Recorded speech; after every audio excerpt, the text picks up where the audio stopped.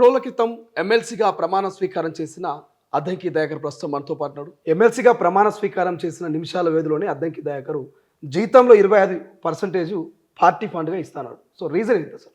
అంటే కొంచెం అభ్యుదయ రాజకీయాలు ఉన్న వాళ్ళంతా పైసల కొరకు రాజకీయాలు చేసిన వాళ్ళు కాదు. జీతం కూడా బాగానే వచ్చే అవకాశం ఉంది. అంటే కేసీఆర్ అయినప్పుడు జర ఎక్కువనే జీతం పెట్టిండాడు కదా. ఓకే. సో మనం సంపాదించే దాంట్లో జనం కోసం కూడా పెట్టాలనేది ఒక ఆలోచన ఉండే. సరే మా ఆవిడ దాని నుంచే కాపీ కొట్టినా అనుకోండి, ఆమె పెన్షన్ వస్తే కొంచెం మీరు ఏమన్నా నేనేమైనా సంపాదిస్తే ఆ పెన్షన్ కూడా పేదోళ్ళకు పంచాలనే ఒక ఆలోచన ఈమెకు ఉండే. ఓకే, పంచర్ ఇది వరకు ఉండే ఇప్పుడు ఆలోచన ఉండే. అంటే ఇప్పుడు పెన్షన్ వస్తుంది, ఇప్పుడు విఆర్ఎస్ తీసుకున్నది కదా, తర్వాత అది వస్తే నేను అంటే సరే మనం కూడా కాపీ కొడితే నష్టం ఏంటి.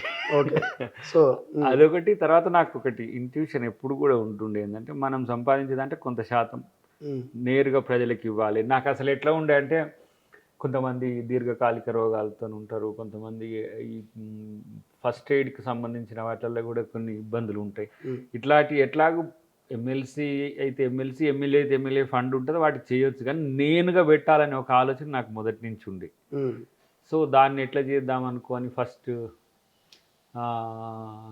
50% చేద్దామా అని అంటే కొంచెం ఇప్పుడు ఈ ఆర్థిక అవసరాలు ఉన్నాయి కదా, 25% నుంచి అయితే మొదలు పెడదాం. ఫస్ట్ అవకాశం ఇచ్చిన పార్టీకి ఇద్దాము అని ఒక ఆలోచన. ఫస్ట్ 25%, ఒక 10% ఏఐసిసికి, ఒక 15% పిసిసికి ఇది ప్రచారం కొరకని కాదు, కానీ నా కోరిక ఇట్లా ఉంది.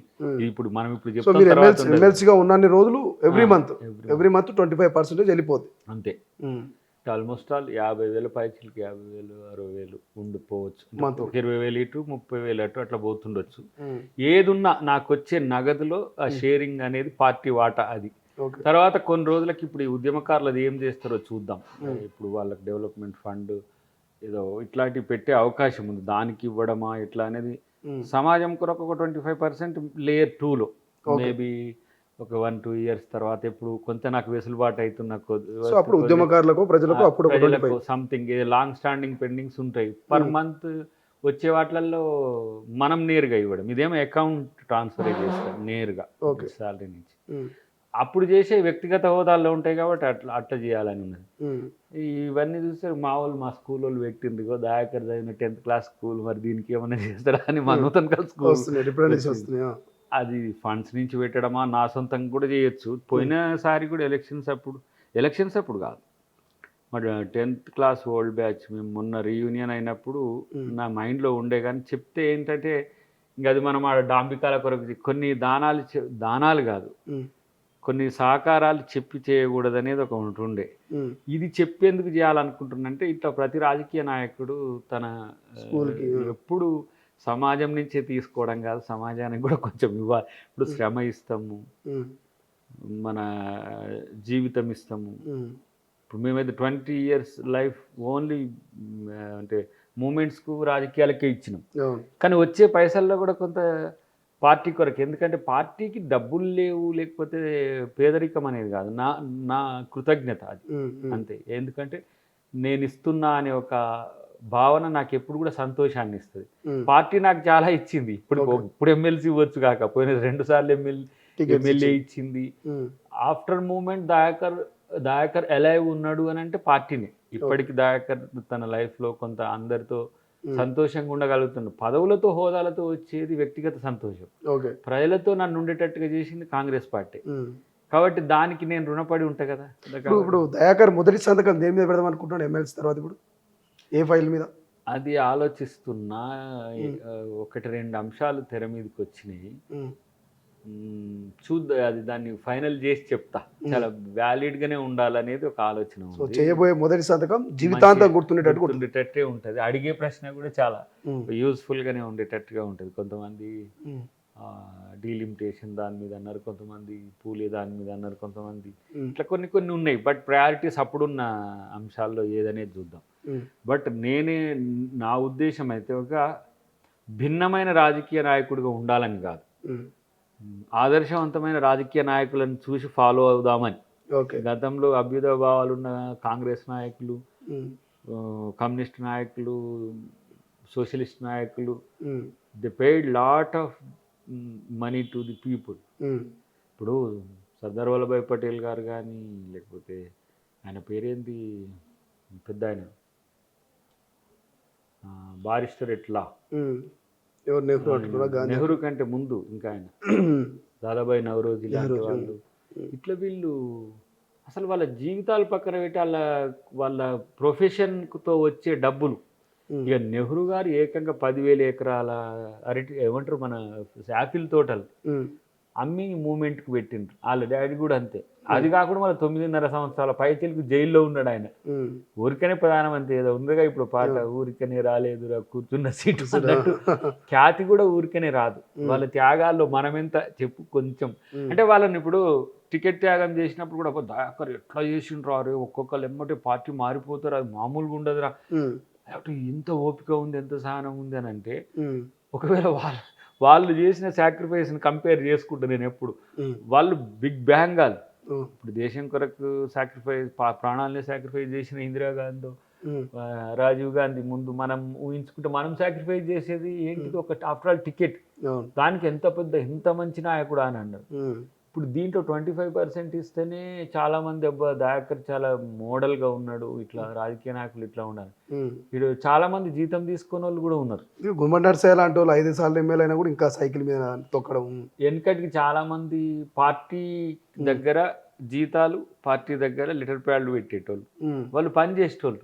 ఓకే, నేను సూర్యాపేటలోనే చూసిన కొంతమంది. మల్సూర్ గారు అని ఉంటుండే, ఆయన చరిత్ర నేను చూసిన. అంటే ఆయన మళ్ళీ ఎమ్మెల్యే అయినాక మళ్ళీ ఊరికి పోయి మళ్ళీ చెప్పులు కుట్టుకున్నాడు. ఓకే, మళ్ళీ తర్వాత సర్పంచ్ వస్తే సర్పంచ్ పోటీ చేసింది ఎమ్మెల్యే అయిన తర్వాత. అంటే ఎవరు ఉండరు అంటే మల్సూరే ఉండు అని అంటే మళ్ళీ చేయండి అంటే ఎంత నిరాడంబరత, ఎంత డెడికేషన్. ఇట్లాంటి నాయకులను చూసి నల్గొండ జిల్లాలో ఉన్నాం కాబట్టి అట్లాంటి నాయకులను చూసి ఇప్పుడు అట్లెందుకు రాఘనారాయణ రెడ్డి గారు ఏం తక్కువ. ఇప్పుడు చూడు, ఆయనకు భూమి ఉంది కాబట్టి వెదిరి రామచంద్ర రెడ్డి గారు భూమిని ఇచ్చిండు. అంటే ఎవరికి ఏది ఉంటే అది ఇచ్చిండు. ఇప్పుడు నాకు జీతం ఉంటే అంతో ఎంతో మంచిగానే వస్తున్నట్టు కదా లెక్క, అది లగ్జరియసే. మేము ఎప్పుడు చాలా అంటే ఆర్థికంగా లేమితో ఏం లేము. మళ్ళీ అదే మనం పేదోళ్ళం అని చెప్పుకుంటే కూడా మా ఊరోళ్ళు తిట్టుకుంటారు నన్ను. ఇంటర్వ్యూలో చెప్పారు కదా మీ జానకమ్మ గారు, మీరు ఉన్నప్పటి నుంచి అయినా ఎంతలో కొంత మంచి బతికిన ఫ్యామిలీ అని చెప్పి. ఇది ఇప్పుడు ఏంటి, ఇప్పుడు తను విఆర్ఎస్ ఇచ్చింది కాబట్టి అది పెన్షన్ వస్తుంది, నాకు ఇప్పుడు ఇది వస్తుంది కదా. దీంట్లో మేము లగ్జరీస్గా లేకపోతే ఇతరత్ర తగ్గించుకుంటాం, అది పార్టీకి ఇచ్చినట్టు ఉంటుంది. రేపు ప్రజల కోసం కూడా చేస్తాం స్లోగా. ఇంకా నేను కూడా ఇప్పుడు వీళ్ళు పిల్లలు కూడా ఎదుగుతున్నా కొద్ది వాళ్ళకు ఇన్వెస్ట్మెంట్ తగ్గుతుందిగా, అవి మొత్తం పైసల మిషన్ పెట్టి పుట్టాల్సి వస్తుంది వీటి కొరకు చదివించడానికి. నేను 0 మనీతో చదువుకున్నా, నాకే స్కాలర్షిప్ వచ్చింది. కానీ వీళ్ళు నేను అట్లా చదివినందుకు వీళ్ళకి మొత్తం పైసలు మిషన్ పెట్టాల్సి వస్తుంది. సక్సెస్ అయితే ఇక డబ్బులే డబ్బులు, వాళ్ళకి మనం ఇచ్చే పెట్టుబడికి అంతే చదివే. మా డాడీ మాకు ఇచ్చింది కూడా భూములు ఉంది. ఇప్పుడు ఆ భూములు చేసడానికి లేక మా తమ్ముడు కూడా వాళ్ళకు పాలకి ఇచ్చుకుంటూ ఉంటాడు. మిగిలిన భూమి కూడా చేయలేము మేము. సో చేసేటోళ్ళకు అది ఇవ్వాలి. అట్లనే వీళ్ళు కూడా ఎదిగొచ్చింది అనుకో, వాళ్ళది కూడా మనం చేయొచ్చు. అంటే ఒక రాజకీయ నాయకుడు ఏంది కొంత ఇచ్చే గుణం కూడా ఉండాలని, తీసుకునే గుణమే కాదు. నన్ను ఒక పెద్ద ఆయన, చాలా పెద్ద ఆయన అంటే నన్ను ఆలోచింపజేస్తున్నాయి పోతుంటే అర్థమవుతున్నాయి ఏంటంటే, మీరు పేదోళ్ళు ఇళ్ళల్లో ఎప్పుడన్నా మీరు భోజనం చేసిందా అని అడిగింది. ఓ ఎస్ అని చెప్పిన. ఎందుకంటే నేను తినేది ఎక్కువ శాతం పేదోళ్ళ ఇళ్ళనే ఉంటా, నేను పేదోళ్ళతోనే కలిసి ఉంటా కాబట్టి నాకు వెసులుబాటు ఉన్న పేదలుగా ఉండడం అనేది కొంచెం ఇష్టం. కానీ ఏదో నన్ను పేద అని అనుకోవడానికి ఎవరు అనుకోరు. కానీ అట్లా అన్నాడు. అంటే ఎస్ సార్, నేను చాలాసార్లు నేను వేరే వేరే కొండలోయ ప్రాంతాలకు పోయిన అక్కడ కూడా నేను పేదల దగ్గర తింటా సార్ అంటే ఆయన అన్నాడు, ఎప్పుడైనా పేదలకు పిలిచి అన్నం పెట్టినావా అన్నాడు. ఓకే, ఆలోచించిన వస్తారు మా దగ్గరికి వస్తారు, వస్తే పెడతాం తింటారా అని అన్నాం. కానీ ఎప్పుడో ఒకసారి అట్లా కాకుండా పేదలను పిలిచి ఒకసారి నీ ఇంట్లో తిండి పెట్టు, దానికి కులం పెట్టకు, ఏమి కులము ప్రాంతం అని పెట్టకుండా నీ పేదలను పిలిచి తిండి పెట్టేది చెయ్యి. అని అన్నాడు ఆయన. అంటే ఈ చారిటీని నువ్వు డెవలప్ చేసుకో ఫస్ట్, నీ లీడరు అని అంటే ప్రజల కోసం నువ్వేమైనా చెయ్యి. ఓకే. ప్రజలు నీ కోసం చేస్తారు, నువ్వు పోతే దండలు వేస్తారు. మా పిల్లలు చూసినావు కదా, వాళ్ళకి ఏం చేయను, వాళ్ళకి ఎవరికి నేను పైసలు కూడా ఇవ్వను. మా దగ్గర ఉండే పిల్లలు కూడా వాళ్ళు స్వచ్ఛందంగా చేసేవాళ్ళు. లేకపోతే జనాలకు పోతే వాళ్ళు మంచి భోజనం పెడితే. కానీ మనం ఏమన్నా ఎప్పుడైనా చేసినామా అని అనుకున్నాం. ఇప్పుడు పార్టీ కొరకు చేసేది పార్టీ కార్యకర్తల కొరకు ఎంతో కొంత 1 పైసనో 2 పైసనో నా కాంట్రిబ్యూషన్ పోతుంది. నాలాగా ఒక 10 మంది నీడలు ఆలోచిస్తే ఒక ₹1 కోటి అవుతుంది. ఇప్పుడు మనకు ఎంత 30-35 lakhs అవుతుంది ఇప్పుడు 6 years tenure. ఎంతో 100 కోట్లు 1000 కోట్లు ఉన్న మా నాయకులందరూ ఉంటారు. కొంత వాళ్ళు పార్టీ కొరకు చేస్తే మంచిగా ఉంటుందని ఒక ఆలోచన. అందరు చేయమని నేనేం రిక్వెస్ట్ కాదు, డిమాండ్ కూడా కాదు. ఇట్స్ మై నేమంటే నా సంతోషం. తర్వాత చాలామందికి ఏంటంటే 100 కోట్లు ఉన్నాయి దయాకర్ దగ్గర, కానీ పేదగా ఉండే ప్రయత్నం చేస్తారు అని ఇట్లా ఒక ప్రచారం ఉంది. మేనేజ్ చేస్తుండు దయాకర్, ఇట్లా ఉంటాడు, ఇట్లా ఉంటాడు, చాలా చేస్తుంటాడు. మనము సహకరించడానికి 100 కోట్లు అక్కర్లే. నిజంగా ఉన్నాయా 100 కోట్లు లేవా? ఇప్పుడు నాది ఎలక్షన్ పిటిషన్ చూసి మళ్ళీ కంపేర్ చేసి నా మీద ఎంక్వైరీ చేసి కేసీఆర్ కూడా అట్లే పెడుతుండు, కేటీఆర్ కూడా అట్లే పెడుతుండు, హరీష్ రావు కూడా అట్లే పెడుతుండు చూడు అఫిడవిట్లలో. కానీ అసలు విషయాలు వేరే ఉంటున్నాయి. అసలు నా మీద ఆస్తులు ఉండడం అనేది నాకు ఒక చిరాకు. నిజంగా చెప్పాలంటే కూడా ఇప్పుడు రేపే వాళ్ళు బిజినెస్ పెట్టుకున్న మా పిల్ల వాళ్ళు BBA ఇద్దరు కూడా, మనదెంత సోషల్ మైండ్ వాళ్ళదైతే కమర్షియల్ మైండ్. ఓకే. అయితే అట్లా వాళ్ళు ఏమైనా చేసుకుంటే చేసుకుంది, కానీ నేను జస్ట్ ఏమంటాము ప్లెయిన్ మెయిన్గా ఉండాలనేది ఒకటి. రెండవది 1000 కోట్ల ఆస్తులు భవిష్యత్ తరాలకు, కానీ ప్రస్తుత తరానికి నువ్వేం చేస్తున్నావు? ఇది నన్ను ఎప్పుడు తొలిచి వేసే ప్రశ్న. కొంచెం హ్యూమనిటేరియన్ కూడా అప్పుడప్పుడు బతకడానికి సామాజిక లేకపోతే ఇతర ఉద్యమాల్లో పోతుంటా కదా నేను, వాళ్ళని బేస్ చేసుకొని వింటుంటారు. వాళ్ళలో ఎంత సాక్రిఫైస్ ఉంటుంది. ఇప్పుడు ఒక ఆయన అడిగి నువ్వు నీ కొరకు బ్లడ్ డొనేషన్ చేయంగా చూసావు, నువ్వు బ్లడ్ డొనేషన్ చేసినవా అనేసరికి మనకు జీరో కనిపిస్తుంది. అంటే ఇట్లా కొన్ని వాళ్ళే ఎందుకు చేయాలి, ఇతరులు ఎందుకు చేయకూడదు అనే దాని దగ్గర నాయకుని కోసం కార్యకర్తలే ఎందుకు సాక్రిఫైస్ చేయాలి? నాయకుడు కూడా సాక్రిఫైస్ చేయొచ్చు కదా. ఏంటి ఎకనామిక్సే కదా.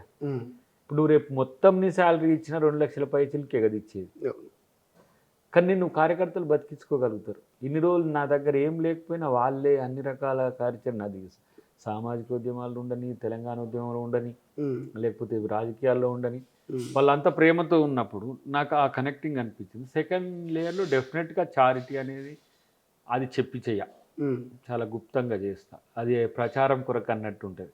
ఇదేమో ఇది ప్రచారం ఎందుకు జరగాలంటే రాజకీయ నాయకత్వం కూడా డెఫినెట్గా కొంత కాంట్రిబ్యూషన్ పార్టీకి చెయ్యండి. This is my slogan. Why? Because party ఇప్పుడు కాదు, ఎప్పుడు కాంగ్రెస్ పార్టీ దగ్గర నిధులు ఏమి ఉండవు. చాలా మంది కాంగ్రెస్ పార్టీ నాయకులు రిచ్ అయి ఉండొచ్చు, పార్టీ చాలా. ఒక దశలో మేము ఫస్ట్ కంటెస్ట్ చేసినప్పుడు ఇప్పుడు ఇందిరాభవన్ కట్టడానికి కాంట్రిబ్యూషన్ అడిగిండ్రు. ఎంతో మీరు అంటే మా పార్టీ అంత వాల్యూస్తో ఉన్నది. సో నేను కూడా అట్లా నా కాంట్రిబ్యూషన్, నాకు అధికారము రావడానికి, నాకు అవకాశం రావడానికి పార్టీ కారణం. నేను దాని కొరకు ఏమి వెచ్చించలేదు. ఎప్పుడు కూడా 2 సార్లు టికెట్లు ఇచ్చినా కూడా నాకు దయాకర్ కష్టపడతారని ఇచ్చింది. సో రూపాయి కూడా టికెట్ కోసం నేను ఎప్పుడు చేయలే. ఇప్పుడు కూడా నేను మా ముఖ్యమంత్రి గారు చాలా సీరియస్గా తీసుకున్నాడు. దయాకర్ ఇష్యూలు ఇట్లాంటి కార్యకర్తలు ఉండరు, డెడికేటెడ్ సొసైటీ పర్సనాలిటీ, వ్యాపకాలు ఇవన్నీ ఉన్నాయి కావు ఇట్లా అని చెప్పడం మా డిప్యూటీ సీఎం గారు కూడా చాలా. నా నేపథ్యం ఏంది, దయాకర్కి ఇంకోటి చూద్దాం ఏంది అన్నప్పుడు కూడా చర్చ జరిగింది.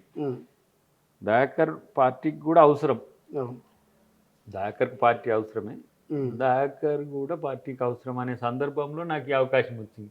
అది ప్రజల వల్ల వచ్చింది, పార్టీ వల్ల వచ్చింది కదా. పార్టీకి ఫస్ట్ చేస్తా, ప్రజలు అనేది కొంచెం టైం తీసుకొని చేసే ప్రయత్నం చేస్తారు. ఇప్పుడు దయాకర్కి ఎప్పుడన్నా అనిపించిందా, మంత్రులను చూసినప్పుడు, ముఖ్యమంత్రిని చూసినప్పుడు, ఎమ్మెల్యేలను చూసినప్పుడు, అబ్బా నాకు కూడా హోదా వస్తే బాగుండు, నాకు కోటర్స్ ఇచ్చి ఒక ఆఫీస్ ఇస్తే బాగుండు, నాకు 2 గన్మెన్లను మంచి కాన్వాయ్ అని ప్రోటోకాల్ ఉంటే బాగుండు అన్న సందర్భాలు అనిపించినాయి? మిత్రుడు ఎవరో వచ్చి ఇంటికి వచ్చి ఇంత ప్లెయిన్గా ఉండడం చూసి నీకు గన్మెన్స్ ఉంటారు అనుకున్నా, డాంబికం ఇట్లా ఉంటారని అనుకున్నా అన్నప్పుడు నేను ఆలోచించిన, అసలు ఫస్ట్ నేను కొట్లాడిన పార్టీ అధికారంలోకి వచ్చింది. ఏ పార్టీతో ఉండి నేను పొజిషన్ మీద కొట్లాడినో ఆ పార్టీ అధికారంలోకి వస్తే ఆ అధికారంలో ఉండే వివిధ హోదాల్లో వీళ్ళందరూ ఉండడాన్ని నేను సంతోషపడుతుంటి. మన వాళ్ళు ఇప్పుడు తెలంగాణ కేసీఆర్ కోట్ చేసుకోవచ్చు కాక, నా వల్ల వచ్చిందని కోట్ చేసుకోవచ్చు కాక, దాని చరిత్ర చాలా పెద్ద ఎత్తున ఉంది. రాత్రి జానారెడ్డి గారు కూడా ఒక సందర్భంలో ఏమేమి అంశాలు ఉన్నాయో చెప్పిండు. నేను చాలా కొన్ని విషయాలు తెలుసు నాకు జేఏసీలో ఉన్నప్పుడు, నిర్గాంతపోయిన కొన్ని అంశాలను చూసి ఆయన చెప్తుంటే సరే ఎవరి కోణం నుంచి వాళ్ళు నేను ఏది ఇచ్చిన అనుకున్నా. అంత తెలంగాణ ఉద్యమంలో నా పాత్ర ఒక పేజ్ ఉంది. కేసీఆర్ రాయకపోవచ్చు, అది నేను మా పిల్లలు ఎవరో రాస్తుంటే అది రేపు వస్తుంది కావచ్చు. ఆ సాటిస్ఫాక్షన్ ఎంత పెద్దగా ఉంటుంది. నేను కొట్లాడిన ఒక మూమెంట్ సక్సెస్ అయింది. ఆ సక్సెస్ అవ్వడంలో తెలంగాణ ఉద్యమకారుల్లో నేను ఒకరిని కదా, ఒక 100 మంది ఉంటే 99 ఒకరినిగానే నేనున్నా కదా. ఏందనేది సమాజం చూస్తుంది. నేను ఎట్లా కొట్లాడిన, ఆ రోజు కొట్లాడిన వాళ్ళకి తెలుసు, లేకపోతే కొట్లాడినమని నేను తెచ్చినామని చెప్పే వాళ్ళకి నేను ఏందో తెలుసు. నా కోణం నుంచి నేను రాసి దాని గురించి ప్రజలకు తెలుస్తుంది.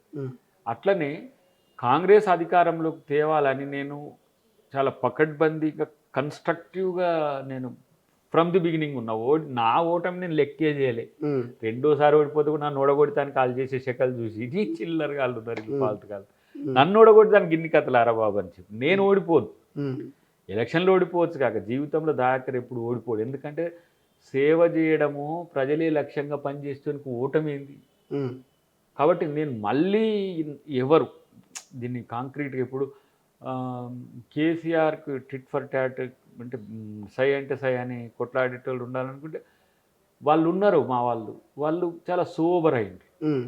డెమోక్రటిక్ పాలిటిక్స్ ఇట్లా చేస్తారు. కానీ రేవంత్ అన్న వచ్చిన తర్వాత చాలా కసిగా కొట్లాడినా నేను. నాగార్జున సాగర్ మీటింగ్ ఎవరో వీడియో పెట్టిండ్రు, రేవంత్ అన్నతో మేము 10 మంది ఉంటే చాలరా నిన్ను గద్దె దించుతామని ఒక డైలాగ్ ఉంటుంది. వచ్చిన తర్వాత వీళ్ళందరూ హోదాల్లో ఇట్లా ఇట్లా తిరుగుతుంటే సంతోషంగా అనుకుంటుండే నాకు వస్తుంది రేపు, ఈరోజు వాళ్ళకు రేపు నాకు అనుకుంటుండే. ఒకసారి ముఖ్యమంత్రి గారు కూడా పిలిచి అడిగి కలిసి ఏం కాదు కొంచెం డిలే అయింది అందరు అంటుండొచ్చు, ఫీల్ కాకన్నాడు. నీకు ఎప్పుడు వీలైతే ఎప్పుడు సందర్భం వస్తే నిన్ను ప్రెషర్ కూడా చెయ్య. ఎందుకన్నా అంటే నాకు తెలుసు సమస్యలు ఎట్లా ఉంటాయో తెలుసు, సందర్భాలు ఎట్లుంటాయో తెలుసు. నేను ఒకరిని ఫీల్ అవుతున్నాను మాత్రం నువ్వు ఫీల్ కాకు, ఎప్పుడైనా చేయండి అని చెప్పిన. ఆయన ఈ టైం వచ్చింది కాబట్టి, ఆ సందర్భం వచ్చింది కాబట్టి చేసి ఉంటాడు. ఇప్పుడు వచ్చిర్రా కొత్త గన్మెన్లు, ఆఫీసు, ఈ ప్రణాళిక, ప్రజల్ని కలిసే టైమింగ్స్ ఇవన్నీ అనుకుంటారా మనసు? ఈరోజు వచ్చింది సెక్యూరిటీ వచ్చిండ్రు, ఇక స్లోగా స్టార్ట్ అవుతుంది. 2 రోజులు ఇద్దరా? 2+2 ఒక కారు, మంచి ఒక డ్రైవరు. కారు పెట్టుకోవాలి, చూడాలి కారు. అసలు నేను ఈ కూడా కోదండరామ్ గారు లెక్క ఎందుకులే అని అనుకున్నా కానీ క్రౌడ్ కంట్రోల్ అవసరం. Crowd control means at least stream line చేయడానికి. మొన్న చూసినా కదా మన హుజూర్ నగర్ మీటింగ్ చూసినా కదా, అంత లేట్గా వచ్చినా సరే అందరు వెళ్ళిపోయినాక పోవాల్సి వచ్చింది. నేను నాకు అదొక పెద్ద సమస్య ఉంటుంది. చెప్పినా కదా తుక్కుగూడలో కూడా ఇట్లా మనం అగపడితే కూడా సమస్య ఉంది. అట్లా ఒకటి. రెండవది ఏంటంటే గన్మెన్స్ ఉండడం వల్ల ఏంటంటే కొంత స్ట్రీమ్ లైన్ అవుతుంది, ఈజీగా మూవ్ కావడానికి అవకాశం ఉంటుంది. కాబట్టి పెట్టవచ్చు. ఇప్పుడు ఆఫీస్ ఇవన్నీ కూడా సెట్ అవుతుంది. జస్ట్ ఎట్లా మొన్న ప్రమాణ స్వీకారం చేసి నెక్స్ట్ డే మనం అహ్మదాబాద్ పోతుంది. వచ్చిన నిన్న మార్నింగ్ 4 o'clock వచ్చినాం మేము. ఈరోజు మార్నింగ్ వచ్చేసరికి వీళ్ళు వచ్చిండ్రు. సరే ఇవన్నీ చూసి ఆఫీస్ కూడా ఎట్లా ఇవన్నీ కొంచెం ఇవన్నీ పద్ధతులు కొంచెం చేంజ్ అవుతాయి కదా. సో అట్లా కాబట్టి నాకు ఎప్పటికైనా వస్తుందనే నమ్మకం నాకుంది. ఇంకోటి రాకపోతే కూడా అని పెద్దగా ఏమి అనేటోని ఏం కాదు. ఎందుకంటే పవర్ వచ్చిన తర్వాత అవకాశం రావడం అనేది పవర్ రాకంటే ముందు ఉన్నట్టు ఉండదు. నాకు తుంగతుర్తి సీట్ ఇచ్చినంత ఈజీగా ఉండదు తర్వాత ఎమ్మెల్సీ ఇవ్వడం అనేది కూడా. ఎందుకంటే దానికంటే ముందు ఎమ్మెల్సీ, ఎంపీ, రాజ్యసభ ఇట్లన్నీ చర్చ వచ్చి వెళ్ళిపోయినాయి కదా. సో అలాంటప్పుడు ఆయన ఇంకోటి ఇట్లా ఉండి 2028 వరకు ఉండి అప్పుడు టికెట్ తీసుకున్నా కూడా నా గొప్పతనం ఇంకా పెరుగుతుండే. కాబట్టి ఒక ట్రెడిషనల్ పొలిటీషియన్నే కానీ ఆ కన్వెన్షన్స్ వాటిని అన్నిటిని ఫాలో అయితే కానీ మూర్ఖంగా ఉండడానికి ఏం ప్రయత్నం చేయాలి నేను. ఎందుకంటే సంతోషం ఏంది ఫస్ట్ ఆ పాలన పోయి ఈ పాలన రావడం. దీంట్లో మీరు ప్రశ్నించవచ్చు, కొట్లాడవచ్చు, మీరు ట్రోల్స్ చేసుకోవచ్చు, దన్నా చౌకులు చేసుకోవచ్చు, స్వేచ్ఛ ఉంటుంది ఈ కాంగ్రెస్ ప్రభుత్వంలో. మిగతా వాళ్ళకి భిన్నంగా ఇప్పుడు ప్రజలు ఎంత స్వేచ్ఛగా కొట్లాడుతున్నారు, ప్రతి ప్రశ్న మీరు సోషల్ మీడియాలో పెడుతున్నారు. ఇంతకుముందు ఈ పరిస్థితి ఉన్నదా? ఇప్పుడు వాళ్ళు కేసులు పెట్టిందని ఏడుస్తున్నారు, కానీ చూస్తానికి పోతే జైల్లో పెట్టిరు కదా మీరు మురళీ ముదిరాజ్ది. ఇప్పుడు దాన్ని మళ్ళీ నేనే ఇప్పుడు ఏదో ప్రజాప్రతినిధి కింద పెట్టి ఒక కోర్టు స్పెషల్ కోర్టు చేసి 6 years అయింది మేము ఇప్పుడు ఏంది కోర్టుకు పోవడం. మొన్న నా 4th ఉండే నా బర్త్డే రోజు, ఆ రోజు పోదామనుకున్నా అసలు సింబాలిక్గా. ఎందుకంటే ఆ తమ్ముడు అంత కమిట్మెంట్తో అసలు వాస్తవంగా శ్రీకాంతాచారి చనిపోయిన రోజు సింబాలిక్గా తెచ్చిండు. మళ్ళీ నా చావు ద్వారా కేసీఆర్కు గుర్తొచ్చి ఉద్యోగాలు ఇస్తాడు అని చెప్పి ఆ బాత్రూమ్కి పోయి ఊరేసుకున్నాడు. ఆ రోజు నేను ఖమ్మం పోయి వచ్చుకుంటే ఇట్లా పోతే మా అమ్మ మీద 7 కేసులు పెట్టి జైల్లో పెట్టారు. మరి మీకు ఆ రోజు ఎందుకు అనిపించలే? మీరు దొంగ ట్రోల్స్ చేసి అబద్ధాలు ట్రోల్స్ చేస్తే మీ మీద కేసు పెడితే ఏమో బాధపడిపోతుండాలి. కాబట్టి ఇవాళ ప్రభుత్వం ప్రజాస్వామ్యంగా ఉంటుంది, ప్రజాపాలన లెక్క ఉంటుంది. మీరు ప్రశ్నిస్తే, విమర్శిస్తే, అవసరమైతే వ్యంగ్యాన్ని చేసినా కూడా ప్రభుత్వం కూల్గా ఎందుకు ఉంటుంది అంటే అది మీకు ఇచ్చిన రాజ్యాంగం ఇచ్చిన స్వేచ్ఛ, దాన్ని అనుభవించే హక్కు మీకు ఉన్నది. కానీ పరిధి దాటి చేసేవి ఉన్నాయి కదా, దాని పట్లనే ముఖ్యమంత్రి గారు స్పందించేది. విమర్శను తట్టుకోలేకపోతుండే అంటే మరి ఆ బూతులు నిన్ను తిడితే అప్పుడు అర్థమైంది. ఆ బూతులు మిమ్మల్ని అంటే లేకపోతే మీ ఇంటి వాళ్ళని అంటే తెలుస్తుంది. అంటే ఇప్పుడు గుర్తొచ్చిందా అంటాడు మనోడు కేటీఆర్. ఇప్పుడు గుర్తొచ్చిందా అంటే అమనా బూతులు తిట్టేది ఎప్పుడు రేవంత్ రెడ్డి ఎప్పుడన్నా తిడతాడా? పరుషంగా ఉంటుంది, పదాల ఏమంటారు హ్యార్షియో ఉంటాయి, కొంత ఇంటెన్సిటీని పెంచే విధంగా ఉంటాయి. కానీ అట్లాంటి వీళ్ళు చేసిన ట్రోల్స్ లాంటి బూతులు ఎప్పుడు రేవంత్ రెడ్డి గారు మాట్లాడు. బూతులు అశ్లీలం దగ్గరికి పోడు, ఆయన పరుషం, కొన్ని పదాలు వ్యంగ్యంతో కూడుకున్నవి ఉంటాయి, సమాజంలో ఉంటాయి అట్లా. కాబట్టి వాటిని చూసుకోవాలి. ఏమున్నా కొంచెం మేము కూడా మోడల్ లీడర్స్గా ఉండాల్సిన సందర్భం ఉంది. ఇప్పుడు మమ్మల్ని అంటుంటారు, మరి కిషన్ రెడ్డి లెక్క ఎందుకు ఉండలేరు, లేకపోతే పలాని ఎక్స్ లెక్క ఎందుకు సౌమ్యంగా ఉండలేరు అంటే కిషన్ రెడ్డి కూడా అబద్ధాలు మొదలుపెట్టింది. కానీ కేసీఆర్ని ఎదుర్కోవడానికి మేము కేసీఆర్ లెక్క కావాల్సి వచ్చింది. మొదట నేను సిపిఎం మీటింగ్లో అక్కడ మాట్లాడింది పెడతారు అప్పుడప్పుడు. తర్వాత కొన్ని రోజుల తర్వాత ఇక రేవంత్ రెడ్డి గారు ఇక ఎంత తీవ్రంగా ఉన్నాడో మీరు చూసింది. మేము కేసీఆర్ను ధీటుగా ఎదుర్కొంటామని చెప్పడానికి ఆ స్థాయికి పోయినాం, కానీ మేము అట్లాంటి రాజకీయాలు చేసేటోళ్ళం కాదు. దయాకర్ చాలా సౌమ్యుడు బయట సమాజంలో, కానీ నువ్వెందుకు నీలో నువ్వు లేకుండా పోతున్నావు దయాకర్ అంటే నేను సమాధానం చెప్పుకోలేకపోయినా. అంటే దయాకర్ అంటే సౌమ్యంగా ఉంటాడు, పరుష పదాలు వాడి చెప్పాల్సింది అంతకంటే ఎక్కువ ఘాటుగా చెప్పగలిగేటోడు. ఎందుకు హ్యార్ష్గా పోతుండన్న దగ్గర నేను మునుగోడు మీటింగ్ కాంచి వెనకకు వచ్చిన, మళ్ళీ రిటైర్ వెనకకు వచ్చిన. ఉంటే ఉండు పీక్తే వీక్ నుంచి వెనకకు వచ్చేసి నేను ఇప్పుడు ఇట్లా ఉండడం వెనుక కూడా ఒక పద్ధతితో కూడిన రాజకీయాలు చేయాలనే ఉద్దేశమే. అవతలోడు కూడా నీలాగా పద్ధతిగా ఉండాలి. ఇప్పుడు ఆ రిస్క్ అంతా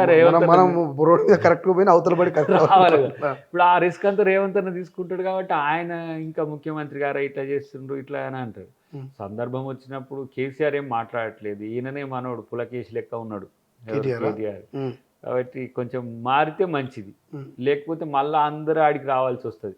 కొంచెం ఏంటి డెమోక్రటిక్ పాలిటిక్స్ చేస్తే మంచిదనే ఉద్దేశంతో. ఇప్పుడు ఎంత ఆదర్శంగా ఉన్నట్టు కనపడ్డా నీ మాట తీరు, నీ కర్కశత్వమే నిన్ను వ్యతిరేకం చేస్తుంది.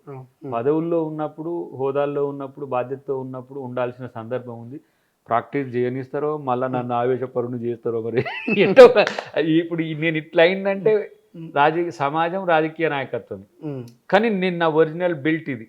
నాకు ఏదైనా వస్తే కొంత సంపాదించింది ప్రజలకు పెట్టాలి. ఎందుకంటే అమ్మ మదర్ తెరీసా నుంచి, ఆంగ్ సాన్ సూకీ నుంచి, కెన్సారో వెనకటికి నా మోడల్స్ వీళ్ళంతా చదువుకునే రోజుల్లో చారిటీని ఇట్లా ఉండే స్థితి నుంచి దయాకర్ ఇప్పుడు ఫైర్ అయిండు. ఫైర్ నుంచి మళ్ళీ ఇప్పుడు కొంచెం చారిటీ వైపు కూడా పోతే, రేపు పదవితో వచ్చేవి, పదవుల వల్ల సేవ చేసే ఒక ఎత్తు, వ్యక్తిగతంగా దయాకర్ కూడా ఏదో ఒక ఇదే కాకుండా వేరే వ్యాపారం కూడా చేసి సంపాదించైనా జనానికి పెట్టాలనే ఆలోచన ఉంది. సంపాదించగలుగుతామో లేదో తెలియదు, లేకపోతే వీళ్ళే కొట్టేసి పెట్టవచ్చు మనం. ఎందుకంటే మన బై ప్రొడక్ట్స్ ఉన్నాయి కదా, అవి సంపాదించేవి కూడా మనం వాళ్ళతో చారిటీ చేయించవచ్చు. బట్ ఎనీహౌ ఎప్పుడు కూడా కొంచెం దయ, దానం, ధర్మం అనే విషయంలో ఎప్పుడూ సానుకూలంగా ఉండాలని ఒక పెద్ద సాధువు లాంటి వ్యక్తులు కూడా చెప్తున్నారు. కాబట్టి అది ఎక్కువ ప్రభనిస్తుంది, ఎక్కువ మనిషిని ఏమంటారు మంచి వ్యక్తిత్వాన్ని పెంచే దిశగా ఉంటుంది అన్నారు. కాబట్టి ఆ ప్రాక్టీస్ చేస్తున్నా, చూద్దాం. రైట్. సో ఇది ఫ్లవర్గా ఉన్న అద్దంకి దయాకర్ని ఫైర్ చేసింది మీరే. సో ఆ ఫైర్ కాస్త ఫ్లవర్ అయ్యింది. ఈ ఫ్లవర్ని ఇట్లే కంటిన్యూ చేస్తారా, లేకపోతే భవిష్యత్తులో మళ్ళీ ఏమైనా ఫైర్ చేస్తారా అనేది మీ మీద ఆధారపడిందంటూ ఇండైరెక్ట్గా అద్దంకి చెప్తున్నటువంటి పరిస్థితి.